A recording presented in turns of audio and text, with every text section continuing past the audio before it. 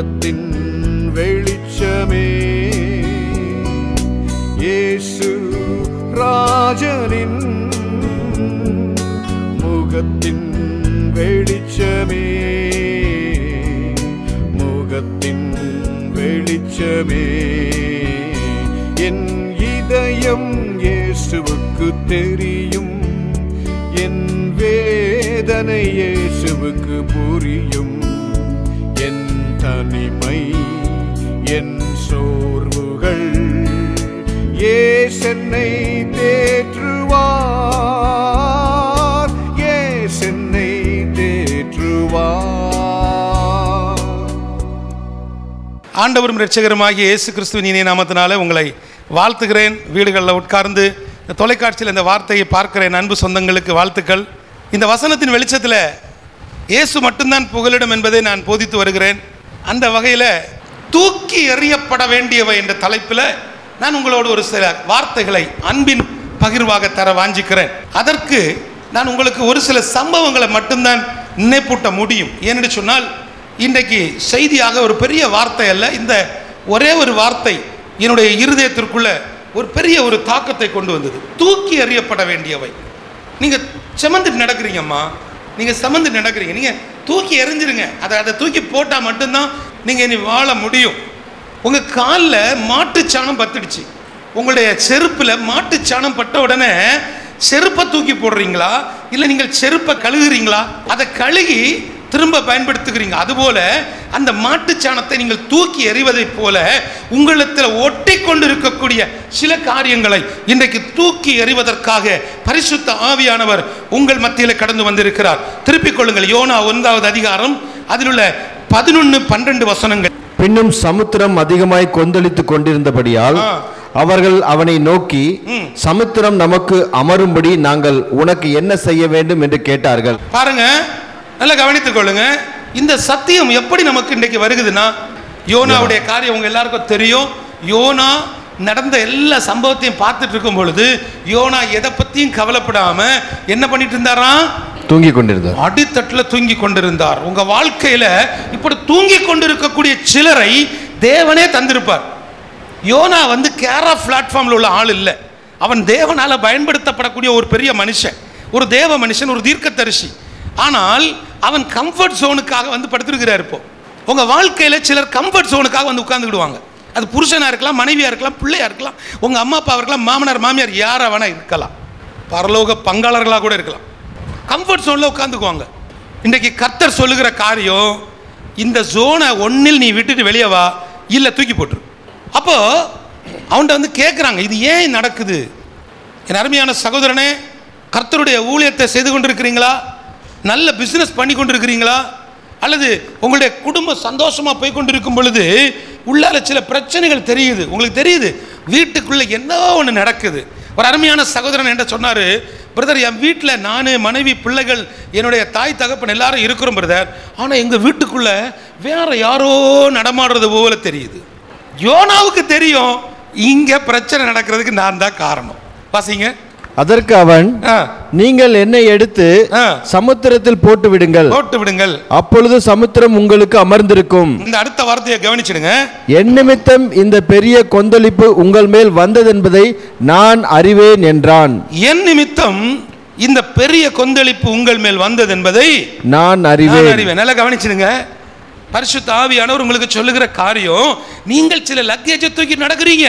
பரலோகத்துக்கு போனோம்னா எல்லாத்தையும் தூக்கி எறிஞ்சிட்டு இயேசுவேன்னு பிடித்துக் கொள்ளுங்க. அவரை பிடிச்சுக்கிட்டா மட்டும்தான் உங்களுக்கு வாழ்க்கை. இந்த சபைகளில் பகல் நேரம் ஜெபத்துக்கு கூப்பிடும் போது போங்க. அன்பு தேவ பிள்ளைகளே, அருமை சகோதரிகளே, கர்த்தர் உங்களை ஹவுஸ் ஒய்ஃபாய் வைத்திருப்பது அவருடைய திட்டத்தை நிறைவேற்றுவதற்கு. நீங்கள் ஊரில் உள்ளவர்கள் மீது கதை பேசுவதற்கு அல்ல. நீங்கள் அங்கே இது நடக்குது, இங்கே இது நடக்குது, இந்த கதை பேசுவதற்கு அல்ல. இன்னைக்கு எல்லாமே செல்போனுக்குள்ள அடிமையாக இருந்து 24 மணி நேரமும் ரீல்ஸ் பார்த்து கொண்டிருக்கிறார்கள். கர்த்தருடைய ஊழியத்துக்கு தான் முதல்ல ஸ்டார்டிங் எங்கே தொடங்கும் தெரியுமா? பிரதர், நான் டெய்லி காலையில் பரலோக மன்னாவை பார்த்து எல்லாருக்கும் ஃபார்வேர்ட் பண்ணுவேன். தொட்டது பரலோக மன்னாவில், முடிஞ்சது சீர்கெட்டது எல்லாம் ஊர் கணக்கு, அந்த கணக்கு, இந்த கணக்கு. ஒரு அருமையான சகோதரி ஃபோன் பண்ணி கேட்குறாங்க, பிரதர், எங்கள் வீட்டில் நிறைய கஷ்டம் இருந்ததுனால நான் ஒரு நல்ல முடிவு எடுத்தேன். என்ன முடிவு? ஒரு அமௌண்ட்டை போட்டால் 3 வருஷத்தில் அது 2 மடங்கு 3 மடங்கா வளரும்னு ஒரு வீடியோ பார்த்தேன். நான் சொன்னேன், அம்மா அதெல்லாம் செய்யக்கூடாதுன்னு நான் சொல்ல முன்னாடி அந்த அம்மா சொல்கிறாப்புல, அதை நம்பி நான் 2 கை போட்டேன். அது என்ன 2 கை? ஒரு வலது கை 50,000, ஒரு இடது கை ஒரு 50,000. 1 லட்சத்தை இந்த அம்மா என்ன செய்தாச்சு? போட்டாச்சு. அப்போ நான் கேட்டேன், உங்களுக்கு யாருமா பணம் கொடுத்தான்னு? எங்கள் ஊரில் சுய உதவி குழு இருக்குது, அதிலேருந்து 1 லட்சத்தை எடுத்து போட்டுட்டேன். அப்போ நான் கேட்டேன், இப்போ எவ்வளோ வந்திருக்குன்னு. அது அந்த வளருதா இல்லையாங்கிறத பார்ப்பதற்கு எனக்கு ஒரு பாஸ்வேர்டு தந்தாங்க, அதை நான் மறந்துட்டேன். அந்த 1 லட்சத்தை போடும்போது அவன் கொடுத்த பாஸ்வேர்டையும் அந்த லிங்கையும் ஒழுங்காக எழுதியாவது வச்சுருக்கணும். இப்போ பாஸ்வேர்டு தெரியலன்னு அவனை மூவ் பண்ணணும். யாரை மூவ் பண்ணணும்? கம்பெனிக்காரனை மூவ் பண்ணணும். கம்பெனிக்காரன் உங்கள் கண்ணில் ஒரு நாளும் படவில்லை, அவன் ஆன்லைனில் வந்த ஒரு பிசாசு. அநேக சகோதரர்கள், அநேக தேவ ஊழியர்கள், குறிப்பாக போதகருடைய மனைவியாய் இருக்கக்கூடிய என் அன்பு சகோதரிகள் சிலர் தங்கள் குடும்பத்தில் உள்ள பிரச்சனைகளிலிருந்து வெளியில் வருவதற்கு, தங்கள் பிரச்சனைகளை சமாளிப்பதற்கு, தன் கணவனை கஷ்டப்படுத்த வேண்டாம் என்று நினைத்து என்ன செய்கிறாங்க? இது மாதிரிப்பட்ட காரியத்தை செய்கிறாங்க. அவங்க தப்பானவர்கள் அல்ல. அவங்க சிந்தனை ஹஸ்பண்டை என்ன செய்யக்கூடாது? கஷ்டப்படுத்தக்கூடாது. ஆனால் இப்போ அவங்க பண்ணியிருப்பது ஹஸ்பண்டை கஷ்டப்படுத்தலை. புரியுதா உங்களுக்கு? அந்த மனுஷனை அந்த குடும்பத்திலிருந்து யோனாவை தூக்கி போட்டது போல வெளியில் தூக்கி போடுறதுக்கான பிளான். நீங்கள் ஒரு பெரிய நெட்வொர்க்கில் மாட்டிக்கொண்டு முழிக்கிறீர்கள். என் அன்பு தேவ பிள்ளைகள், இதில் நீங்கள் கவனமாக இருக்கணும். இங்கே சொல்லப்பட்டிருக்கிறது, என் நிமித்தம் இந்த பெரிய கொந்தளிப்பு உங்கள் மேல் வந்தது என்பதை நான் அறிவேன். அவங்க தூக்கி போட்டாங்க. தூக்கி போட்டுட்டு அங்கே சொல்லப்பட்டிருக்கிறது 15வது வசனமும் 16வது வசனம், யோனாவை எடுத்து சமுத்திரத்திலே போட்டு விட்டார்கள். சமுத்திரம் தன் மும்முரத்தை விட்டு அமர்ந்தது. அப்பொழுது அந்த மனுஷர் கர்த்தருக்கு மிகவும் பயந்து கர்த்தருக்கு பலியிட்டு பொருத்தனைகளை பண்ணினார்கள். இந்த 2 வசனத்தில் உங்களுக்கு தெரியக்கூடிய விஷயம் என்ன தெரியுதா? தூக்கி போட வேண்டியதை நீங்கள் என்ன செஞ்சிடணும்? தூக்கி போட்டுறணும். இந்த தூக்கி போடும் முன்னாடி, ஒருவேளை நான் தூக்கி போட்டால் இவனுக்கு அடிபட்டுருமோ, ஒருவேளை நான் தூக்கி போட்டால் இவனுக்கு கை ஒடிஞ்சிருமோ, ஒருவேளை நான் தூக்கி போட்டால் எனக்கு ஏதாவது ஆயிருமோ, யோசிக்க கூடாது. ஏனென்றால் நீங்கள் தூக்கி போடும் எல்லாவற்றிற்கும் ஒரு காரணத்தை கர்த்தர் வைத்திருப்பார். அவர்தான் சர்வ வல்லமை உள்ள தேவனாகிய கர்த்தர். அடுத்த வசனத்தை நமக்கு சப்ஜெக்ட்ல இல்லை இந்த வசனம், ஆனாலும் இந்த வசனம் உங்களை உயர்த்தும், உங்களுக்கு ஒரு உற்சாகத்தை தரும். படிங்க. யோனாவை விழுங்கும்படி ஒரு பெரிய மீனை கர்த்தர் ஆயத்தப்படுத்தியிருந்தார். அந்த மீன் வயிற்றிலே யோனா ராப்பகல் 3 நாள் இருந்தான். ஹல்லேலூயா. நேரா போய் மீனுக்கு வயிற்றில் செட்டில் ஆயிட்டார். இது நம்ம சப்ஜெக்ட் இல்லை. ஏன்னா நீங்க இதை உடனே பிடிச்சுக்கிட கூடாது. எதுவா இருந்தாலும் ஆண்டவர் நமக்குன்னு ஒரு, இன்றைக்கு உங்கள் அநேகர் தனிப்பட்ட பிரச்சனைகளை உள்ள வைத்து அழுது அழுது அழுது அழுது இந்த உலகத்தில் உள்ள நிறைய நோய்களுக்கு சொந்தக்காரர்களாக மாறிக்கொண்டிருக்கிறீங்க. தேவையில்லாத காரியம், கவலைப்பட வேண்டிய அவசியமே இருக்காது. செருப்பை கலட்டி எப்படி அந்த வீட்டுக்கு வெளியில் போடுறோமோ, இல்லைன்னா வீட்டு பக்கத்தில் அந்த செருப்பு ஸ்டாண்டில் வச்சு போட்டுட்டு போகிறோமோ, அதை போல் போட்டுட்டு அடுத்த வேலைக்கு நீங்கள் வரணும். நீங்கள் தூக்கி போடுவதற்கு அழைக்கப்பட்டிருக்கிறீர்கள். தேவனுக்கு பிரியமில்லாத எது உங்களிடத்தில் இருக்குதோ அதை நீங்கள் தூக்கி போடுங்க. உங்க வாழ்க்கையில இன்றைக்கு சீர்திருத்து பாருங்க, உங்களை நிதானித்து பாருங்க. உங்க கண்ணு முன்னாடி என்ன விஷயம் இருக்கு, என்ன ப்ராப்ளம் இருக்குது? தேவையில்லாத ஃப்ரெண்ட்ஷிப்பு, தேவையில்லாத காரியங்கள், தேவையில்லாத பழக்க வழக்கங்கள், வீட்டுக்கு தெரியாம ரகசியமாய் சில காரியங்கள், இது எல்லாத்தையும் நீங்க தூக்கி எறியும் போது உங்கள் வாழ்க்கையை தேவன் கையில் எடுத்துக் கொள்ளுவார். இப்போ அவர் பரிசுத்த ஆவியானவர் உங்களோட நிற்க முடியல, அவரால் உங்க கூட டிராவல் பண்ண முடியல, பரிசுத்த ஆவியானவர் உங்களுக்குள்ள இல்லை. இனி ஒரு சப்ஜெக்ட் போவோம், என்னோட திருப்பிக் கொள்ளுங்க. இந்த சகேயுவை பற்றி உள்ள காரியத்தில் கூட ஒரு சத்தியம் இருக்குது. நம்ம அதை நிறைய இருக்குது, இன்னும் அதை மட்டும் நம்ம தெரிந்து கொள்ளலாம். பாருங்க, லூக்கா 19 வாங்க. லூக்கா 19 அதில் உள்ள 8வது வசனம். சகேயு நின்று கர்த்தரை நோக்கி ஆண்டவரே என் ஆஸ்திகளில் பாதியை ஏழைகளுக்கு கொடுக்கிறேன். நான் ஒருவனிடத்தில் எதையாகிலும் அநியாயமாய் வாங்கினதுண்டானால் நாளத்தனையாக திரும்ப செலுத்துகிறேன் என்றான். சகேயு நான் யார்கிட்டயாவது அப்படிங்கிறான்ல, நம்ம இதை சொல்ல முடியாது. அவனாவது இயேசு வந்துட்டாரு, வாழ்க்கை மாறிச்சுன்னு சொன்ன உடனே இதை ஒத்துக்கிட்டான். ஆனால் இன்றளவும் இயேசு வந்து ரட்சிப்பை தந்து, மனம் திரும்புதலை தந்து, ரட்சிப்பை தந்து, உங்களுக்கு நல்ல அபிஷேகத்தை கொடுத்து, கிருபை வரங்களை கொடுத்து, கர்த்தர் உங்களை கிருபையாய் நடத்தினா நீங்கள் திரும்ப உட்கார்ந்து டெய்லி காலையில் பைபிள் வாசிப்பதுக்கு பதிலாக 1 மணி நேரம் முழங்கால் போடுவதற்கு பதிலாக, என் அன்பு தேவ பிள்ளைகள், அழகாக திட்டமிட்டு இன்று யாரை அடித்து உலையில் போடலாம், யார் குடும்பத்தை கெடுக்கலாம், யாருடைய சமாதானத்தை உடைக்கலாம் என்று இன்னைக்கு அநேகர் உட்கார்ந்து நீங்கள் தீர்மானித்துக் கொண்டிருக்கிறீங்க. ஷெட்யூல் போடுறீங்க, அழகாக உட்காந்து ஷெட்யூல் போடுறீங்க. ஒரு சகோதரி சொல்கிறாங்க, நான் சொல்கிறேன், அவங்க சர்ச்சில் ஒவ்வொரு வாரமும் சொல்கிறாங்களம்மா, யாரையாவது நீங்கள் சபைக்கு கூட்டிட்டு வாங்க. அது அவருக்கு வேலை. ஒரு தேவ மனிதனுடைய அல்லது ஒரு போதகருடைய, ஒரு மேய்ப்பனுடைய வேலை ஆடுகளை மேய்ப்பது. அந்த மேய்ப்பனுக்கு அந்த ஆடுகளுடைய சத்தங்கள் தெரியும். ஆனால் 3.5 வருடத்துக்கு மேலே ஒரு விசுவாசி என்பவர்கள் நீங்கள் விசுவாசின்னு சொல்லவே கூடாது. அப்போ நீங்களாம் யார் தெரியுமா? நீங்களாம் யார்? சீசன். 30 வருஷம் ஒருத்தர் அடங்கி இருந்தார். 3.5 வருஷம் பயங்கரமான ஒரு மிராக்கிள் மினிஸ்ட்ரி எல்லாம் முடித்தார். 3.5 வருஷத்தில் அவருக்கு திட்டம், அதாவது project, it is called sale திட்டம். அவருடைய ப்ராஜெக்டை முடிச்சிட்டார். வந்த வேலையை அவர் என்ன செஞ்சிட்டாரு? கிளீனாக முடிச்சு. நல்லா கவனிச்சிடுங்க, நல்லா கவனிச்சிடுங்க. இயேசு வந்தார். 30 வருஷம் என்ன செஞ்சார்? தாய் தகப்பனை கீழ்ப்படிந்திருந்தார். இங்கே நமக்கு தாய் தந்தங்கிற சீன் கிடையாது, புரியுது? அது நமக்கு வந்து 15 வயசுலேயே நம்ம கழட்டி விட்டுருவோம். 15 வயசுலேயே அவங்களும் நம்மளை என்ன செஞ்சுறாங்க? இப்போ எல்லாம் தண்ணியை தெளித்து போன் விரட்டி விட்டுறாங்க. ஏன்னா அவங்களுக்கு தெரிஞ்சு போயிடும், இது கூட நடக்க முடியாது. ஆமாம், அது சில பிள்ளைகளே சொல்லிடுறாங்க அம்மா அப்பாட்ட, அங்கே பாரு ரோட்டில் நான் முன்னாடி போகும்போது நீ என் பக்கத்தில் என்ன செய்யக்கூடாது, வரக்கூடாது, நீ 10 அடி தள்ளி வா அப்படிப்பாங்க. அந்த அளவுக்கு இன்னைக்கு ரிலேஷன்ஷிப் பேரண்ட்ஸுக்கும் பிள்ளைகளுக்குள்ள ஒரு பெரிய ஜெனரேஷன் கேப் வந்துருச்சு. என் அன்பு தேவ பிள்ளைகளே, இப்போ நீங்கள் தொடர்ச்சியாக நீங்கள் பார்க்கும் பொழுது ஆண்டவருடைய அந்த நடத்துதலை நீங்கள் புரிந்து கொள்ளணும். வெறும் 3.5 வருஷ காலம் இயேசு செய்த ஊழியம் போகும்போது அழகாக 12 பேர் என்ன செஞ்சிட்டாரு? உருவாக்கிட்டார். அதில் ஒருத்தர், அது அவருடைய ப்ராப்ளம், அசைன்மெண்ட்டில் இல்லாதது நாண்டு கொண்டு அப்படி தானே செத்தார். அது வந்து அசைன்மெண்ட் அவருக்கு கொடுத்ததில்லை, அது அவராக எடுத்துக்கிட்டது. நம்மளே சிலர் இருக்கோம் இல்லையா, கடன் பிரச்சனை, பிரதர் நான் செத்து போகிற பிரதர், இனி நான் வாழ மாட்டேன் பிரதர். நல்லா தெரிந்து கொள்ளுங்க, கொடுக்கப்பட்ட நாட்களில் கர்த்தர் உங்களுக்கு தந்திருக்க. அநியாயமாக ஏதாவது பண்ணியிருக்கிறீங்களா?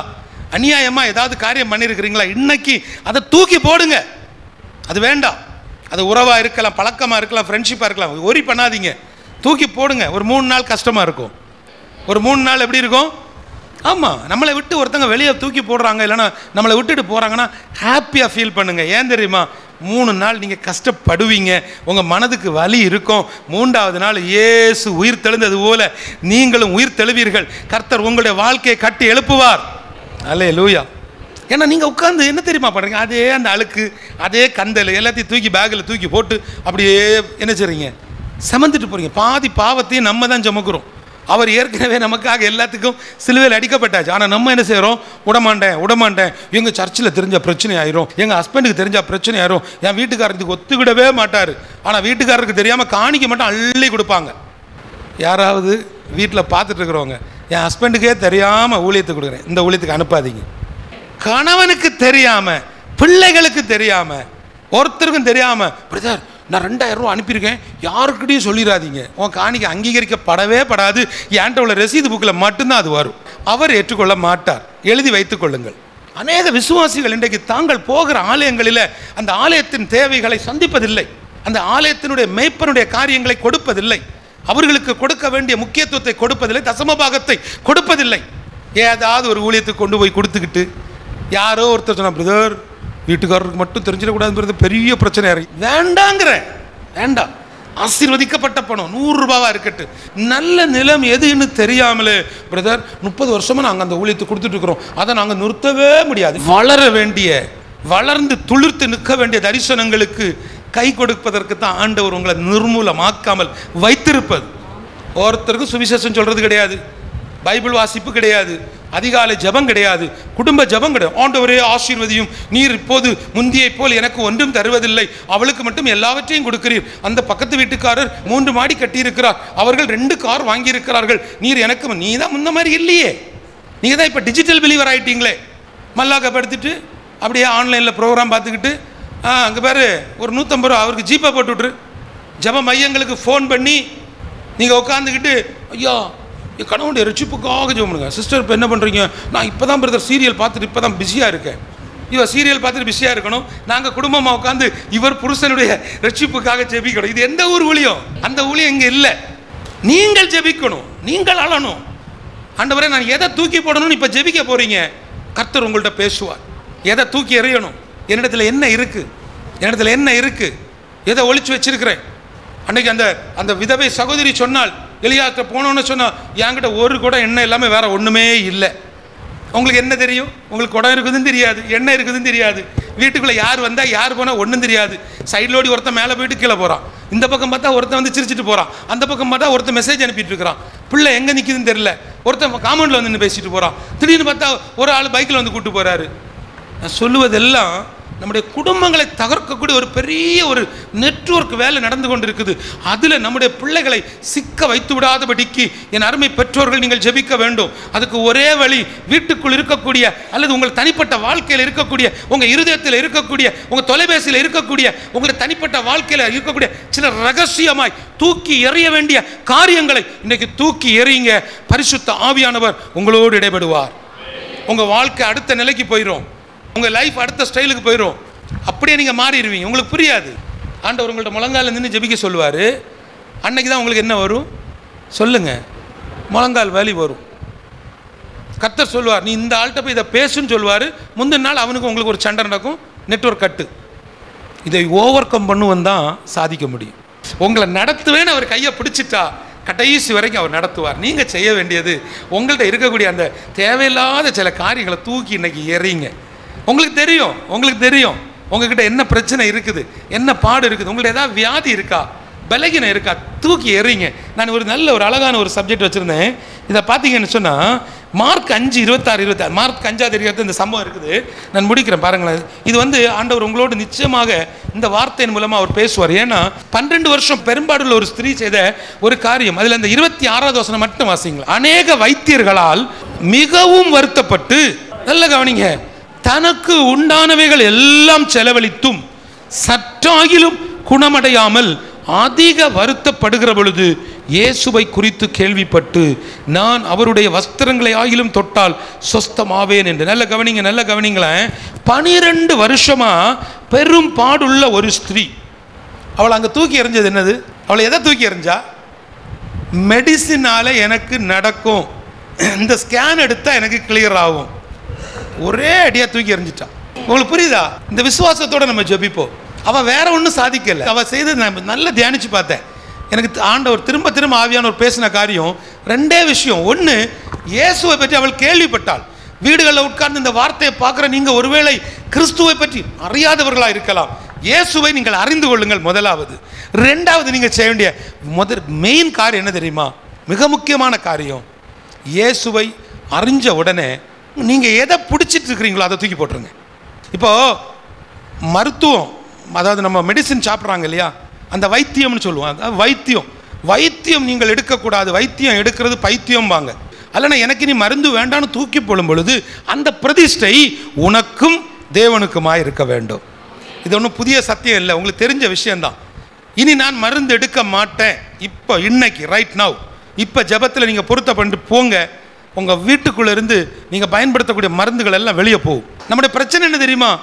நான் மருந்து சாப்பிட மாட்டேன், என்ன அவர் குணமாக்குனா குணமாகட்டு, இல்லைன்னா நான் செத்து போகிறேன். இந்த மாதிரி டயலாக்கு, வீர டயலாக்கு, அப்புறம் வாட்ஸ்அப்பில் டயலாக்கு, ஃபேஸ்புக்கில் டயலாக்கு. இனி நான் மருந்து எடுக்க மாட்டேன். யார் கேட்டால் ஒன்று, நீ மருந்து எடுத்தா ஏறு, அது ஓம் பிரச்சனை. ஆனால் மருந்து எடுக்காமல் என் தேவன் என்னை தொடுவார், எனக்கு ஒரு தெய்வீக சுகம் கிடைக்கும், எனக்கு ஒரு பரிசுத்த தொடுதல் கிடைக்கும்னு விசுவாசிக்கிறவங்க யார்ட்டையும் சொல்ல மாட்டாங்க. குறிப்பாக புருஷன்ட்ட சொல்லவே மாட்டாங்க, வீட்டுக்கார்ட்ட சொல்லவே மாட்டாங்க, வீட்டுக்காரிட்ட சொல்லவே மாட்டாங்க. ஒரு அண்ணன் எனக்கு தெரியும், அவருக்கு ஹார்ட்டில் ஒரு சின்ன ஒரு வித்தியாசம் இருக்குதுன்னு சொல்லிட்டாங்க. அதை சொன்னோன்னே அவர் அழுதார்.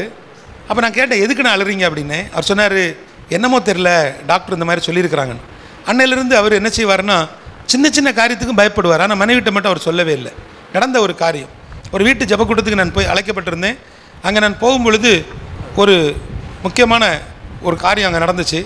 என்ன அப்படின்னா, அந்த மகனிடத்தில் நான் ஒரே ஒரு வார்த்தை சொன்னேன், அண்ணே வீட்டில் சொல்லிட்டீங்களா அப்படின்ட்டு. உடனே சொன்னார், வீட்டில் சொன்னால் அதை தாங்கக்கூடிய சக்தியும் கிடையாது, 2வது என்னுடைய கேரக்டரு, நான் டீ குடிக்கிறேன் அது குடிக்கிறேன் எல்லா பிரச்சனையும் வச்சு என்ன செய்வாங்க, வீட்டில் திட்டுவாங்க, அதனால் நான் அப்படியே வச்சுட்டேன்னாரு. 2 பேரும் அடிக்கடி ஃபோனில் பேசிகிட்டே இருந்தோம். அந்த வீட்டு கூட்டத்தில் வச்சு நாங்கள் நண்பர்களானோம், பேசணும், நிறைய காரியங்களை அவருக்கு சொல்லிக் கொடுத்தோம். ஒவ்வொரு நாளும் சின்ன சின்ன இந்த மரலோக மன்னா இப்படிப்பட்ட வசனங்களை கூப்பிட்டு கேட்பார். ஆனால் இந்த வசனம் இப்படி சொல்லுதில்லை, இது என்ன அர்த்தம், இப்படி நாங்கள் 2 பேரும் எங்களுக்குள்ளே பேசிவிடுவோம். நான் ஐம் நாட் அ ஸ்காலர், நான் ஒரு பெரிய பைபிள் ஸ்காலர்லாம் கிடையாது. ப்ராக்டிக்கல் அவர்கிட்ட சில விஷயத்தை பேச பேச அந்த மனுஷன் செஞ்ச ஒரு காரியம் என்ன தெரியுமா, அவரிடத்தில் இருக்கக்கூடிய தேவனுக்கு பிரியமில்லாத எல்லாத்தையும் விட்டார். எல்லாத்தையும், ஈவன் வேலையை கூட விட்டார். அவர் வேலையை கூட என்ன செஞ்சார், விட்டு ஆண்டவரை முழுமையாய் நம்பி வர ஆரம்பித்தார். ஆண்டவருக்கு பிரியமானதை செய்ய ஆரம்பித்தார். கொஞ்ச நாள் கழித்து, ஏதேசம் 1.5 வருஷம் கழித்து அதை போய் செக் பண்ணி பார்க்கும்போது அப்படி ஒரு நோயே அவருக்கு இல்லை. அவங்க சொன்னது எத்தனையோ % பிளாக் இருக்குது, இப்போ நம்ம ஆஞ்சியோ கிராமம் எடுக்கலாம், இல்லைன்னா ஆஞ்சியோ பிளாஸ்ட் கூட பண்ணிடலாம் அப்படின்னு. இப்போ ஆஞ்சியோ கிராமையும் காணும், ஆஞ்சியோ பிளாஸ்டையும் காணும். இப்போ அவர் தெருவாக, நான் பார்க்குறேன் சமீபத்தில் ஒரு நாள் தெருவாக இன்னொரு ஊழியக்காரங்க டீமு கூட போய் ஒவ்வொரு வீட்டுக்கும் கொண்டு போய் கைப்பிரதி கொடுத்து ஜெபித்து கொண்டிருக்கிறார், சுவிசேஷம் சொல்லி கொண்டிருக்கிறார். கர்த்தர் அந்த மகனை திரும்ப அவர் என்ன செய்தாச்சுன்னா, அந்த அவர் செய்துட்டு இருந்த அதே வேலையை ஒர்க் ஃப்ரம் ஹோம் ஸ்டைலில் கொடுத்து நீங்கள் நல்ல சம்பாதிக்கிறார், நிறைய ஊழியங்களுக்கு கொடுக்குறார். குறிப்பாக நாங்கள் ஏழைகளுக்கு சாப்பாடு கொடுக்கறதுக்கு நிறைய நேரம் அவர் தான் உதவி செய்து கொண்டிருக்கிறார். அன்பு தேவ பிள்ளைகளை, இன்றைக்கு தூக்கி எறிய வேண்டிய விஷயங்களை தூக்கி எறிவோம். கர்த்தர் உங்களுடைய, நீங்கள் சொல்லுங்கள், ஆண்டவரே என் வாழ்க்கையில் இப்படி ஒரு பிரச்சனை இருக்குது, என் குடும்பத்தில் இப்படி ஒரு பிரச்சனை இருக்குது, என் கணவனிடத்தில் ஒரு பிரச்சனை இருக்குது, என் மனைவியிடத்தில் ஒரு பிரச்சனை இருக்குது, எங்கள் பிள்ளைகளிடத்தில் ஒரு பிரச்சனை இருக்குது. பிள்ளைகளிடத்தில் பிரச்சனை இருக்கிறத இன்றைக்கு அநேக பேரண்ட்ஸ் சில பெற்றோர்கள் பிள்ளை செய்யக்கூடிய தப்பை ஒரு பேஷனாக பார்க்குறாங்க, ஒரு மாடலாக பார்க்குறாங்க. சில பேரண்ட்ஸ் அதை நினச்சி அழுது அவர்களுக்குள்ளே அது ஒரு பலகீனமாய் ஒரு நோயாக மாற்றி கொண்டிருக்கிறீங்க. என் அன்பு தேவ பிள்ளைகளை, தூக்கி எறிய வேண்டிய விஷயங்களை நீங்கள் தூக்கி எறியும் பொழுது பரிசுத்த ஆவியானுடைய ஆளுகை உங்களுக்குள்ளே இறங்கும். எல்லாரும் அப்படியே எழும்பலாமா? 3 நிமிடம் உங்களுக்கு நான் ஜெபிக்க போகிறேன். கிருபையும் இரக்கமும் நிறைந்தவரே, இந்த நாளிலேயும் கூட இந்த வார்த்தையோடு கூட நீர் எங்களோடு இடைப்பட்டதுக்காய் நன்றி. இந்த இடத்திலேயும் கூட தூக்கி எறிய வேண்டிய சில காரியங்களை குறித்து நாங்கள் பேசிக் கொண்டிருந்தோம். இந்த அன்பின் பகிர்வு அநேகருடைய உள்ளான இருதயத்தை தொட்டதற்காய் நன்றி. எல்லாரும் கண்களை மூடி உங்க வலது கையை எடுத்து இருதயத்தில் வைக்கலாமா? இந்த சகோதரன் சொல்லுவதை தயவு செய்து கேளுங்க. உங்களுடைய சாதாரண உங்க பிள்ளையாக, உங்க சகோதரனாய், உங்க நண்பனாக நான் உங்களுக்கு சொல்லுகிறேன். முதலாவது கண்ணை மூடுங்க, கைகளை எடுத்து இருதயத்தில் வைங்க. ஏன்னு சொன்னால், நீங்க கண்ணை மூடும் பொழுது, இந்த கையை எடுத்து இருதயத்தில் வைக்கும் பொழுது உங்களுடைய முழு கண்ட்ரோலும் ஆண்டவரோடு இப்போ இடைப்பட்டு கொண்டிருக்கிறீங்க. நீங்கள் அவரோடு ரீச் ஆகிறீங்க. கர்த்தருடைய வல்லமை உள்ள பிரசனம் இந்த இடத்துல கடந்து வந்திருக்கிறது. பரிசுத்த ஆவியானுடைய ஆளுகைக்கு கீழே, அந்த கண்ட்ரோலுக்கு கீழே நீங்க இருக்கிறீங்க. கிருபையும் இரக்கமும் நிறைந்தவரே, பரிசுத்தமுள்ள எங்கள் நல்ல தெய்வமே, நீர் எங்களோடு இடைப்பட்டதுக்காய் நன்றி. இன்றைக்கும் இந்த வசனத்தின் வெளிச்சத்தில் தூக்கி எறியப்பட வேண்டியவை என்ற தலைப்பில் நாங்கள் கேட்ட, நாங்கள் பகிர்ந்த இந்த அன்பின் பகிர்வு இவர்களுடைய உள்ளான இருதயத்திற்குள்ள ஒரு மாற்றத்தை கொண்டு வரட்டும். விசேஷமாக இந்த இடத்துல பலகீனத்தோடு நிற்கக்கூடியவர்கள், அந்த பெரும்பாடுள்ள ஸ்திரீக்கு நடந்த அதே அற்புதம், அதே அந்த பரிசுத்த தொடுதல் இந்த நேரம் ரைட் நவ் ஆண்டவரே, என் சகோதரிகளுக்கு அப்படிப்பட்ட ஒரு அற்புதம் நடப்பதாக. வீண் செலவுகள், வீண் அலைச்சல்கள், ஐயோ என் கணவரிடத்தில் எவ்வளவு கஷ்டப்பட்டு என்னை எவ்வளவு நேசித்து பார்த்துட்டு இருக்கிறாங்க, ஆனால் எப்படி நான் அவர்கிட்ட போய் இதை சொல்றது, எப்படி அந்த மனுஷனை கஷ்டப்படுத்துவது என்று சொல்லி பண பிரச்சனையினால, பொருளாதார பிரச்சனையினால தன்னுடைய பலகீனத்தை மறைத்து வைத்துக்கொண்டு பிள்ளைகளிடத்தில் சொல்ல முடியாதபடிக்கு, கணவனிடத்தில் சொல்ல முடியாதபடிக்கு, யாருக்கும் சொல்ல முடியாதபடிக்கு கதறிக்கொண்டிருக்கக்கூடிய அநேகரை நான் பார்க்கிறேன். ஆண்டவரே, இன்றைக்கு உம்முடைய பரிசுத்த தொடுதலை பெற்றுக்கொண்டு கர்த்தர் என் வாழ்வில் அற்புதம் செய்தார். எனக்கு வாழ்க்கையில் வீண் செலவுகள், வீண் அலைச்சல்களை கர்த்தர் மாற்றி போட்டார் என்று சொல்லக்கூடிய ஒரு சாட்சி உண்டாகட்டும்.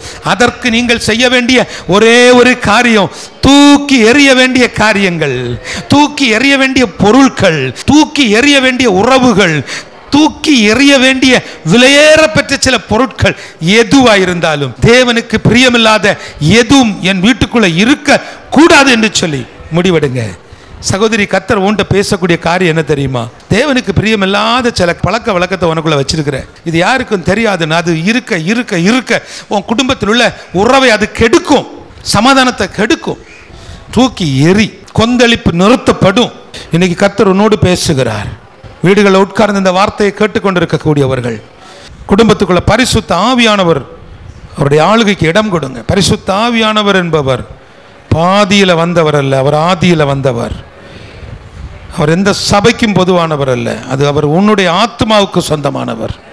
கிருபை கிருபை கிருபை. அநேகரோடு கர்த்தர் இடைப்பட்டு கொண்ட சகோதரனே சகோதரனே, உன்னுடைய வியாபாரத்தில் இருக்கக்கூடிய ஒரே பிரச்சனை, இன்னைக்கும் நீ பிடிச்சி தொங்குறது சில சகோதரர்களை பிடிச்சி தொங்குறது டெய்லி வட்டிக்காரனை தூக்கி எறி தூக்கி எறி தூக்கி எறி. உன் ஃப்ரெண்ட்ஸு டெய்லி கலெக்ஷன் இது எல்லாத்தையும் தூக்கி எறிங்க. தனியாக உன்னை நீச்சல் அடிக்க என் தேவன் செய்வார். தனியாக உன்னை பழக்குவிப்பார். உனக்குன்னு புதிய வாசலை திறந்து தருவார். சகல கிரியைகளையும் நீ செய்து முடிக்க மட்டும் நான் உன்னை விட்டு விலகுவதும் இல்லை, உன்னை கைவிடுவதும் இல்லை சொல்லி கர்த்தர் உன் கரத்தை பிடித்திருக்கிறார். நீ எழும்பி காரியத்தை நடப்பி. கர்த்தர் உன்னோடு கூட இருக்கிறார். ஐயோ, என்கிட்ட கொஞ்சம் பணம் இருந்தா இன்னும் நல்லா பண்ணியிருப்பேன், இந்த வியாபாரத்தை இன்னும் நல்லா செய்திருப்பேன்னு அடிக்கடி நினைத்து கொண்டிருக்கக்கூடிய நண்பு சகோதரனே, கர்த்தர் சொல்லுகிறார், அவங்ககிட்ட பணம் நிறைய வந்திருந்தா நீ காணாமல் போயிருப்பேன், பெரிய கடன்காரனை மாட்டியிருப்பேன். இருக்கிறத வச்சு சந்தோஷமாயிரு. இருக்கிறத வைத்து இன்னும் உன்னுடைய வியாபாரத்தை பெரிதாக்குவதற்கு, உனக்காக ஒரு புதிய எல்லையை உருவாக்குவதற்கு பரிசுத்த ஆவியானவரே இறங்கி வந்திருக்கிறார். அவர் உனக்குள்ளே இருக்கிறார், உன்னோடு இருக்கிறார். நீ அவருடைய ஆலோசனை கேளு. நான் உனக்கு போதித்து நீ நடக்க வேண்டிய வழியை உனக்கு காட்டுவேன், உன்மேல் என் கண்ணை வைத்து உனக்கு ஆலோசனை சொல்லுவேன் என்று சொன்ன கர்த்தர், என் நாமத்தினாலே நீங்கள் எதை கேட்டாலும் தருவேன் என்று சொன்னவர் உங்களை கேட்க சொல்லுகிறார். தூக்கி எறிய வேண்டிய காரியங்களை தூக்கி போட்டுட்டு இன்னைக்கு நல்ல அழுது கதறி ஜெபிங்க. உங்கள் வீட்டுக்குள்ளே ஒரு புதிய அனுபவத்தை பார்ப்பீங்க. உங்கள் வீட்டுக்குள்ளே ஒரு புதிய வாசலை பார்ப்பீங்க, ஒரு புதிய நம்பிக்கையை பார்ப்பீங்க, ஒரு புதிய அபிஷேகத்தை பார்ப்பீங்க. சில புதிய தொடர்புகளை கர்த்தர் உருவாக்கி தருவார். சில தூக்கி போட வேண்டிய விஷயங்களுக்காக பரிசுத்த ஆவியானவரிடத்தில் முழங்கால் நெல்லு சகோதரியே சகோதரனே, கர்த்தர் உன்னோடு இடைபெற விரும்புகிறார். உன்னை கொண்டு தேவ திட்டத்தை நிறைவேற்ற விரும்புகிறார். நீர் எங்களோடு இடைப்பட்டதுக்காக நன்றி. அநேகருடைய கண்ணீர் இங்கே தரிசன விதையா விதைக்கப்பட்டிருக்கிறது. நேபாள் தேசத்திற்காக, நேபாள் மிஷனரிகளுக்காக, நேபாள் பிள்ளைகளுக்காக, நேபாளத்தில் சபை கட்டுவதற்காக பொருத்தனை எடுத்திருக்கக்கூடிய ஒவ்வொரு தனி நபர்களுக்காய், குடும்பங்களுக்காய் ஜெபிக்கிறேன். எங்களுடைய அன்பும் ஐக்கியமும் தொடரட்டும். கர்த்தருடைய வருகை மட்டும் நாங்கள் இணைந்து கர்த்தருக்காய் பெரிய காரியங்களை செய்ய கிருபை பாராட்டும். துதி கனம் மகிமை எல்லாவற்றையும் அப்பா ஒருவருக்கே செலுத்துகிறேன். இயேசுவின் மூலம் ஜெபிக்கிற நல்ல பிதாவே.